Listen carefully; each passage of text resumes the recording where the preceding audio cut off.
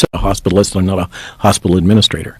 But the numbers are quite large. There's something like a $3,000 basically death benefit to a hospital if it can be claimed to be COVID. There's a financial incentive to call somebody COVID positive. The CDC made a determination in year one. This is why all of our baseline data is junk. What is the financial incentive to say that they're COVID positive? That's why the PCR cycles are ramped up so high? Again, you're asking causation. Right. I can tell you that the hospitals receive a bonus from the government. I think it's like $3,000 if someone is hospitalized and able to be declared COVID positive. They also receive a bonus. I think the total is something like $30,000 in incentive if somebody gets put on the vent. Then they get a bonus if somebody is declared dead with COVID.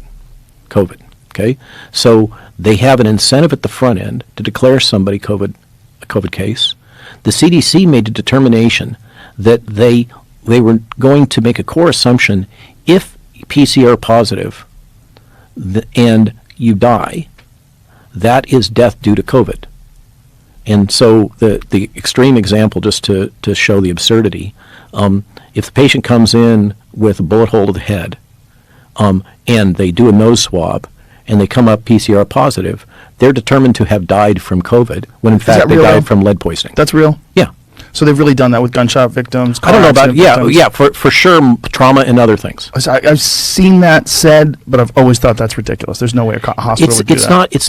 It's not a question of what the hospital would do. It's a question of med codes. So the code is set that if you swab that person and you're supposed to swab them. And you get a positive signal. And are you obligated to swab them no matter who they are if they come in with an injury? I believe it's the common practice. I don't know whether there would be an obligation. That would be a hospital by hospital policy statement. So that it really is true that if someone has a gunshot wound and they're dying of that gunshot wound and you check them for COVID, and if they're COVID positive and they die, they mark that off as a COVID death. That is by definition from the CDC. That was a decision that was made early on. So remember, looping back, I talked about the interconnectedness at the board level between Pfizer and Thomson Reuters. Yes. Okay. Thomson Reuters has become the fact checker of choice for determining, I quotes fact checker, right? And so we can go into the Facebook lawsuit that recently broke that whole story open. But Thomson Reuters is tied to Pfizer.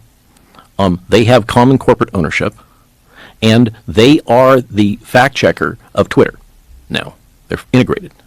Okay, so it's Thomson Reuters is making the decision, which has connections to Pfizer, about what information will be allowed to be discussed on Twitter.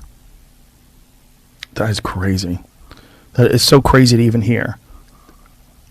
And I don't know how we ever pull out of this mess. I mean, I think we are at a 45-degree downward angle headed into a mountain. I really do. It's so strange to me that no one's up in arms about this, other than a few people that have been censored, a few people that have these opposing viewpoints that are deemed to be something that can't be discussed. Well, the observation that I can make, if we follow the money, is that hospitals are incentivized to treat COVID patients.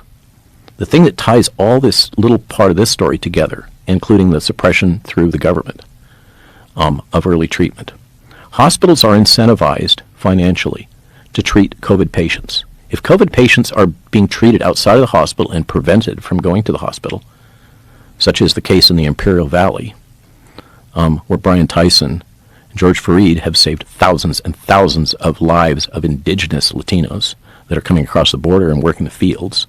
I mean, they're breaking their backs to save the poor. Amazing story there with early treatments. And I guess they're left alone because they're in the Imperial Valley. Nobody cares. They're all poor. But in these urban environments, there's all these incentives for hospitals to treat COVID patients.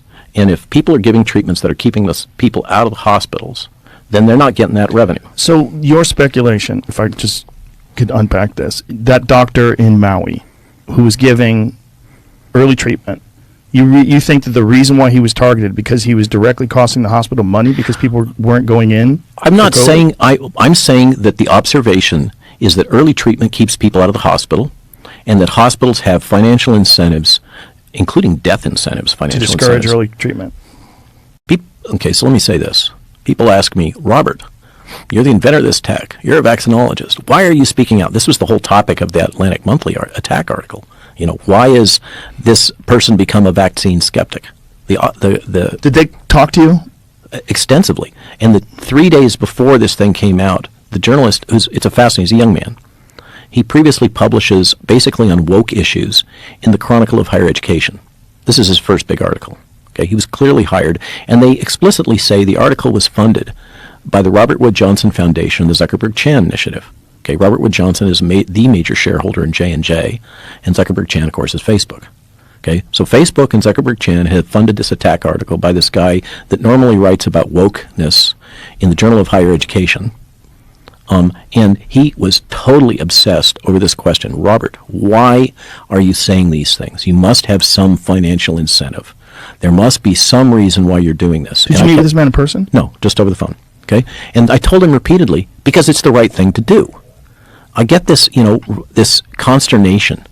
But see, the thing is, I think I may be the only one that has been involved deeply in the development of this tech that doesn't have a financial stake in it. Right. So for me, the reason is because what's happening is not right. It's destroying my profession. It's destroying the practice of medicine worldwide. It's destroying public health in medicine. I'm a vaccinologist. I've spent 30 years developing vaccine, a stupid amount of education, learning how to do it and what the rules are.